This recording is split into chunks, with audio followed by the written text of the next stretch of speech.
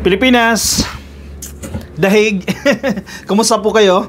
Magandang gabi po, Luzon, Visayas at Mindanao. May pinahamak itong abogado ni Digong.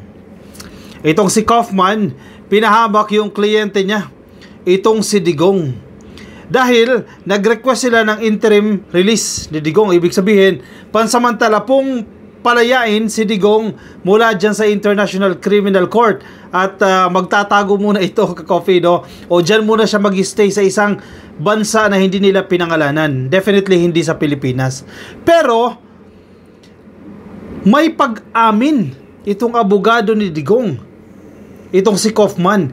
Ibig sabihin ba niyan, inaamin na nila na si Digong ay totoong nag-commit ng itong mga crimes na ibinibintang sa kanya dahil nangangako sila na hindi na ulit gagawin ni Digong itong mga krimen na yan. Oy, huli! Huli ka, Balbon! Alam mo kung sino naka-point out dito? Si Attorney Yusek Claire Castro ng Presidential Communications Office. Sapul kayo dyan. Abogado ito. Matinik din itong si Yusek Claire Castro eh. Nahuhuli kayo. O bakit yung sinasabi na hindi na ulit gagawin ni Digong yung mga krimen na yan? Kung hindi naman ginawa ni Digong yan. Di ba? O ano to? Sugal na ba ito? Isinusugal na nila ito? O kinakailangan na nilang umamin para agad-agad na mapalabas itong si Digong dyan sa loob ng kulungan ng ICC. Dahil kung hindi, hindi makakalabas. Mabubulok yan. Sa kabilang banda, kasi pag-usapan natin ito isa-isa eh. Sa kabilang banda, ang sinasabi naman dito ni Trillanes, itong style ni Kaufman, yung abogado niya, pinapaasa lang ang mga DDS. Yung mga fanatics ni Digong, pinapaasa lang dahil ang laki ng natatanggap na sahod kada buwan eh. Magkano? 150 million a month. 150 million pesos a month ang natatanggap ni Kaufman. So kinakailangan niya magsipag dahil sa napakalaking halaga na ibinibigay sa kanya to the point na napapahamak niya na yung kanyang amo. At ang tanong, if ever mag-grant itong interim release, saan pupunta si Digong? Saan siya magtatago? Oy, may hint na dyan natatandaan ninyo? Yung 17 bansa na pinuntahan ni Pulong Duterte, sa tingin ko, isa yan doon. Out of the 7 countries Pulong Duterte visited sa recent travel niya, no? Posible na isa yan sa tutuluyan ni Digong at ang ginawa ng kanyang pagbisita dyan, ikausapin ito mga leader para tanggapin si Digong. Anyway, sige, isa-isahin natin yan. Balik tayo dito sa sinasabi ni Yusek Claire Castro. Ito, headline to ng ABS-CBN. Ang sinasabi po niya, did Duterte lawyers admit to crimes in request for interim release? Kasi parang prerequisite yan eh. Sige, palalayain ka namin pansamantala pero tiyakin mo na hindi siya mangingialam sa proceedings at hindi niya nagagawin yung mga krimen na yan. Di ba? So bakit ka mangangako na hindi mo nagagawin yan kung hindi mo naman ginawa from the very beginning? Inconsistencies. Huli kayo dyan. Did the lawyers of former President Rodrigo Duterte admit that the former Philippine leader committed crimes in formally requesting the International Criminal Court for his interim release? Patibong lang pala yung interim release na yan eh. Kundi mapapaamin din pala yan eh. This was the question asked by Palace Press Officer Claire Castro, noting the wording of the request. Napansin ko rin yan kanina pero hindi ganun kalinaw eh. Pero ngayon, itong nabasa ko itong article na to, oo nga no, mapapaisip ka no? Oo nga no, talino ni Yusek Claire dito Duterte's defense team in their request assured the court that, and I quote, quotation ito he will not continue to commit crimes in asking the ICC to grant him temporary release to an unspecified country. Quote and quote to will not continue to commit crimes, unquote. Will not continue to commit crimes. Sa Tagalog, hindi na po ipagpapatuloy ang paggawa ng mga krimen. So, kung yan ang promise ninyo, ibig sabihin pala, may ginawang krimen si Digong. Kasi ang promise ni Kaufman, base doon sa kanyang request, ay hindi na po ipagpapatuloy o ang paggawa ng mga krimen ni Digong. Kaya dapat siya po ipansamantala palayain. Huli ka, Balbon? Ano nangyari, Kaufman? Ano ito? Na-overlooked lang? Nakalusot itong ano na to?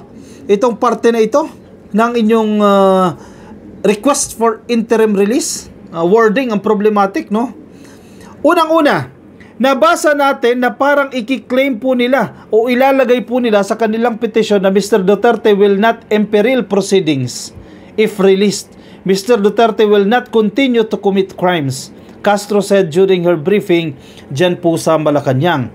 So, in one way or another, the council admitted that the former president had committed such crimes. Just a question, because they will include that in their motion or petition that Mr. Duterte will not continue to commit crimes. So, may pag-amin ba dito? Sabi ni Yusek Claire. Or okay, may tanong si Yusek Claire Castro, sagutin mo na. Inaamin nyo ba na ginawa ni Digong yung mga krimen na yan? Kasi base doon sa statement na sinasabi ni Attorney Claire Castro. Or okay, paliwanag mo para maintindihan. The wording did not escape the notice of users on social media who ask similar questions. Correct. Sa talino ng mga netizens hindi talaga sila makakalusot dyan. Pero ito para sa inyo to, para maging patas naman tayo. Sinasabi po ng palasyo na ang Pilipinas ay irerespeto po ang desisyon ng ICC kung sakaling i-grant nitong korte ang interim release ni Digong. Tapos babash nyo si President, babash nyo si PBBM, parang sinasabi ni Inday Sara Duterte, si Marcos ang nagpakulong sa tatay ko, kaya hino-hostage ko si Amy. Hindi niya pinilagin niyang karay-karay itong si Amy Marcos dahil ang kapatid niya raw ang nagpakulong, so dapat siya din daw ang magbalik nito sa Pilipinas. Sabi ni ni Sara Duterte Sisi talaga nila kay PBBM The 80-year-old former Philippine leader is in ICC custody in The Hague for crimes against humanity. Alam niyo na ka-coffee kung anong nangyari dyan. Huwag na natin balikan dahil tad-tad na yan sa impormasyon ng pagkakakulong ni Digong. Dito tayo sa sinasabi ni Trillanes. Kasi nagsalita si Trillanes dyan patungkol sa ginagawang diskarte ni Kaufman. Pero hindi ako believe kay Kaufman Hindi ko alam kung paano niya didiskartehan makalusot Pero paulit-ulit kong sinasabi yan sa mga previous request ni Kaufman, laging rejected yan. Ito, kung nakita nyo na ito ka-coffee, yung statement na to ni Trillanes, basahin natin. The defense team of Duterte merely requested the ICC pre-trial chamber for an interim release. It doesn't mean magagrant na agad yun. Yan po yung linyahan dito ni Trillanes. 1. It doesn't mean na magagrant na agad yun. Ibig sabihin, to be fair, may potential na mag-grant yung request na yan. Posibleng hindi, posibleng oo. Pero historically, hindi nag-grant yan. At ang sinasabi kasi ng mga fanatics ni Digong, makakalaya na o nakalaya na to the point na mag-fake news na sila. Again, hindi. Nag-request lang po yan. Hindi pa agad assurance o wala pa agad assurance na mag-grant agad yan. Ang sinasabi pa ni Trillanes, naghahanap buhay lang yung 150 million peso per month na abogado niya at nagpapaasa sa mga fanatics niya. Kalma lang at malabo pa mangyari yan. 2 punto Pino-point out dito ni Trillanes na ginagawa lang po ng trabaho ni Kaufman. So kung ganyan ba naman kalaki yung sahod mo, 150 million pesos a month, pero alam ko grupo yan hindi lang si Kaufman yan group of lawyers siya 150,000 million pesos a month. So lahat ng diskarte gagawin na ni Kaufman. At ang masaklap, tulad ng sinasabi natin kanina, kakagawa niya ng diskarte, napapahamak niya yung kanyang kliyente. Diba? Pangalawa, dito sa wording din naman, sige pinag-uusapan naman natin yung wording Yung wording naman ni Trillanes, lagi siyang sumasali na malabo pa mangyari yan. Yung indicator na potentially posibleng mangyari pero malayo pa. Nagigets yung point ko ka-coffee. Una kasi, ang sinasabi ni Trillanes it doesn't mean mag-grant agad yon. Ibig sabihin, may chance na mag-grant yan pero hindi immediate o hindi agad-agad. That's the first line, Yung second line naman na sinasabi ni Trillanes, kalma lang at malabo pa mangyari yan. So yung gamit niya na posible din mangyari pero hindi din again immediate. Pero in the coming future siguro, coming years, pero natin alam ko, buhay pa si Digong yan, posibleng ma-release yan. Yan naman yung assurance ni Trillanes dito dahil parang ang tingin niya, pinapaasa lang po ni Kaufman itong kanyang mga fanatics. Yung mga fanatics ni Digong. Pero sa tingin ninyo, pinapaasa lang? Sa tingin ko, pinapaasa lang eh. Ang tanong, again, mabibigo naman talaga ang mga DDS kasi hindi uwi sa Pilipinas. Yung panawagan nila na bring Duterte home, hindi po mangyayari yan. Dahil if ever na mag-grant man, pero hindi pa raw agad-agad, posible kasi mag-grant na, posible hindi rin. Saan uuwi itong si Digong? Ito, options natin. Natatandaan nyo yung balita na yan? Kung saan po inaprubahan po yung travel order ni Pulong Duterte? Kasi ka-coffee, kapag ikaw ay opisyal ng gobyerno, no, kinakailangan mo mag-request ng travel order. Ibig sabihin, travel authority yan. Na parang inaalaw ka na lumabas ka ng bansa. Kapag empleyado ka ng gobyerno, kahit simpleng empleyado ka lang, basta regular, no? Regular, o may plantilla ka, o di kaya ikaw ay opisyal ng gobyerno, elected official ka, kinakailangan mo pong mag-secure ng travel order dun sa pinaka-boss ninyo. Halimbawa sa Kongreso, si Romualdez. So, nag-request ng travel order yan si Pulong Duterte. During that time, hindi pa natin alam yan eh. Hindi pa naman pinag-uusapan that time yung interim release. Pero marami ang nagtaka sa atin, bakit 17 countries ang pupuntahan ni Pulong Duterte? Siyempre, di ba natin pwedeng usisain yan? Di ba? Kasi ang reason naman ni Pulong Duterte, personal travel niya yan. Ibig sabihin, wala pong gastos ang gobyerno. Sarili niya po ang gagastosin niya. Yun yung promise niya. Kaya nag-grant yung travel request niya na yan. So, meron po siyang 17 countries base doon sa travel order na hiningi niya. Pero it doesn't necessarily mean na pinuntahan niya talaga itong 17 countries. Kasi strategically, posibleng decoy lang yung ibang mga bansa dyan. Pero may purpose yan. Bakit ka lalabas ng bansa, nakakulong yung tatay mo, mainit yung issue na yan, mamamasyal ka, wala ka sa mood. Kung pasyalan talaga, wala ka sa mood mamasyal sa iba't ibang bansa na yan. So ang tingin ko dyan, ang analysis ko dyan, posible na may mga pinuntahan si Pulong Duterte, siguro 2 or 3 bansa.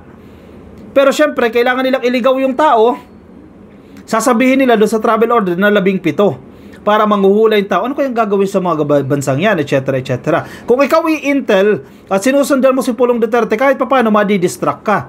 Saan kaya siya nakikipag-usap? Ano yung pakikipag-usap niya? Ano yung ginagawa niya sa mga bansang yan? So kumbaga, pinapahirapan din ang kampo ni Digong, in this case na nila Pulong Duterte, kung sino man ang nagmumonitor sa kanila kung ano yung gagawin nila, next move. Kasi parte yan ng strategy. So 17 countries. Pero sa totoo lang, baka 1 or 2 bansa lang ang pinuntahan nito para kausapin, para tanggapin yung tatay nila once na mag-grant na yung interim release na yan. Kasi alam mo ka-coffee, hindi ka naman basta-basta makakapag-request ng interim release. Makakapag-request ka lang yan kapag meron ng state or meron ng bansa na sumang-ayon na tanggapin yung tatay mo once na mag-grant yung interim release na yan.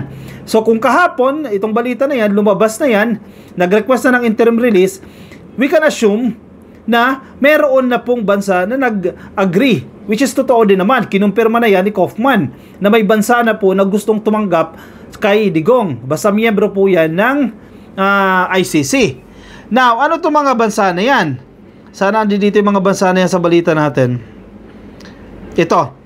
Base po sa travel clearance ni Pulong Duterte, he will go during that time, no? So, he will go to the following destinations from March 20 to May 10. March, nakulong siya March 12. So agad-agad umalis ito, no? Syempre may nag-advise sa kanila. O sige, ito, discard natin, interim release, etc. etc. Pero kinakailangan natin ng clearance or ng agreement with these countries, no? Ito po yung mga bansang pinuntahan niya mula March hanggang May 10. Haba nito, no? Hong Kong. Parte pa rin ng China, di ba? China, o Hong Kong, China, Malaysia. Sabi nga nila, baka sa Malaysia nagpunta yan eh. Kasi si Sarah nag-follow up eh. Nagpunta dyan sa Malaysia, di ba? Posible din eh. Yan ang matunog-tunog, Malaysia.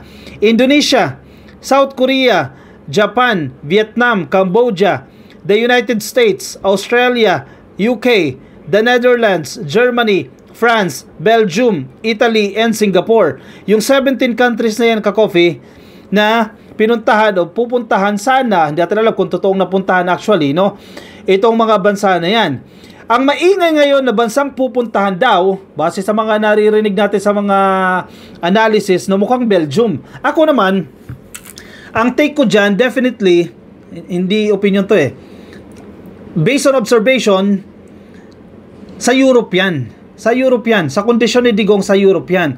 And once sa Europe yan, mas kampante or mas malaki yung chance na ma-approve yung interim release na yan dahil mas magiging kampante itong ICC na i-grant yung interim release dahil within the European country. In short, mabilis siya mahahanap if ever man magpatawag ng hearing kasi syempre may mga connections na yan. Mabilis from the same region ka So malamang sa malamang nasa European country lang yan. Or sa tingin ko nga Belgium di ba? To be exact. Ano ba yung European countries dito? UK, Netherlands, Germany, France, Belgium, Italy. So 6 countries lang ay ang ating pagpipilian dito ka-coffee. So yung maraming analysis nagsasabi sa Belgium siya manunuluyan. Ako nag-agree ako mukhang sa Belgium nga. Dahil tulad nga, number 1, mas malaki yung chance na ma-approve sa Belgium yan dahil syempre European country yan. Syempre malapit-lapit lang din dyan sa the Netherlands, di ba? So, hindi, kumbaga, kung ikaw yung hihingian ng request, o teka, magbabakasyon muna ako, magta-travel muna ako, sige, diyan ka lang sa malapit. Di ba? Yung ganyang punto, no? So, sa tingin ko, mukhang Belgium nga.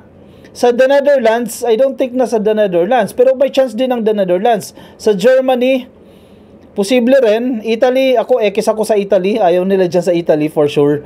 France, I think hindi rin nila gusto yung France. So, kung i-deduce natin yan, Netherlands, Germany, Belgium, 3 bansa lang yung option na yan. So baka nga Belgium, no? Kasi maraming nga lumalabas na mga balita na sa Belgium yan. Kayo sa ka-coffee, ano sa tingin ninyo? Teka lang ha.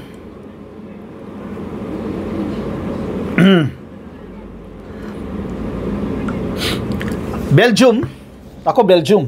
Sige, comment nyo na lang ka-coffee kung ano sa tingin nyo yung pupuntahang bansa ni Tatay Digong nila. Tatay Digong nila. Ako, Belgium sa tingin ko. Diyan na magtatago yan. But eventually, malalaman din natin yan kasi as of the moment, undisclosed pa yung location na yan. Sige. Komento nyo po ang inyong opinion. Baka may alam kayo, may mga narinig kayo na komentary, lagay dyan sa comment section, no? Para nababasa din po yan ang iba natin mga ka-coffee. Yung mga nasa Facebook po, palambing naman po sa inyo. Marami-rami na po tayo. 75,000 na po tayo sa Facebook. Pasuyo na lang ka-coffee. Please like or follow sa Facebook. YouTube, subscribe na rin po kayo. Nasa TikTok din po tayo. Subscribe na rin po kayo. I'll see you in my next video. Maraming salamat po sa mga sumama. Ingat po kayo. Nasaan man po kayong panig ng daigdig. Bye-bye.